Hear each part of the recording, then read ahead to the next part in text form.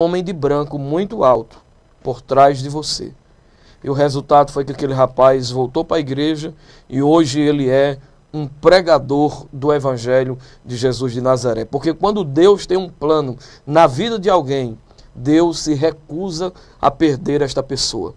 Ela cria circunstâncias, ele cria circunstâncias, ele cria situações para demonstrar este amor, esta graça, este carinho. Uns são mais rápidos, como eu, outros demoram mais, mas aquele que o Pai chama a salvação não tem como escapar. Pastor Norato, é comum esses tipos de experiências, os fiéis passarem por esses tipos de experiências? Existem... E como existe a razão, ela sempre procura encontrar alguma coisa, né? Uma explicação. Existe uma explicação racional também para esses feitos?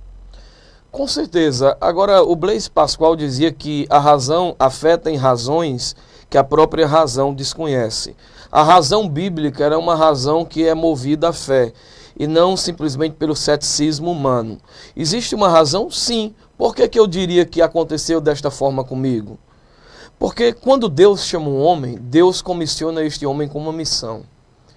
E cada missão existe um nível de dificuldades, de barreiras, de vicissitudes, de adversidades que esta pessoa chamada por ele vai ter que enfrentar.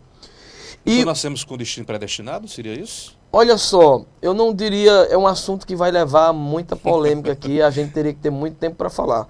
O que a Bíblia Sagrada diz é o seguinte, que Deus quer que todos os homens sejam salvos e que venham ao pleno conhecimento da verdade. Deus quer que todos sejam salvos e venham ao pleno conhecimento da verdade, que há um só Deus e mediador entre Deus e os homens, Jesus Cristo, um homem. Mas para tarefas específicas, como ministério, para ser pastor, para ser mestre, existe sim predestinação. Pessoas que Deus marcou, que Deus chamou para serem aquilo. Por exemplo, Deus chama a todos, mas existem pessoas que elas, do meio de todos, elas são escolhidas. A Bíblia diz assim, muitos são chamados, mas poucos são escolhidos. Então, um chamamento para uma função específica, como ser um pregador, um homem movido pelo espírito de sabedoria para pregar o Evangelho, então ele tem um chamamento diferenciado dos demais chamados. Deus chamou milhares de cristãos, mas quando ele foi chamar um apóstolo, como Paulo, foi um chamamento totalmente diferenciado. Por quê? Porque aquele homem exerceria um papel de influência dentro do cristianismo, que seria um papel de influência de liderança. Então, por isso, o chamado foi diferente e a carga de experiência espiritual foi maior, porque aquele homem traria sobre os seus ombros uma responsabilidade de muitas e muitas outras vidas.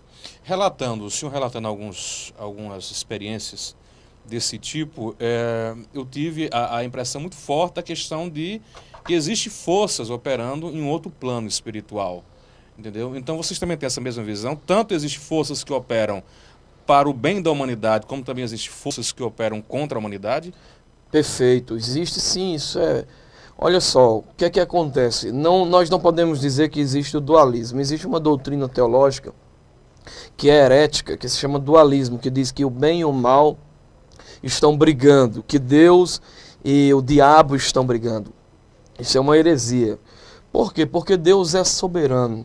Deus ele é autoexistente. Deus é um ser incriado. Deus existe por si mesmo. O mal, ele foi um dia luz, mas de tanto refletir a luz do próprio Deus em si, ele quis tomar aquilo para ele, se ensoberbeceu e caiu. Todavia, a energia que existe no mal porque a fonte original a deu.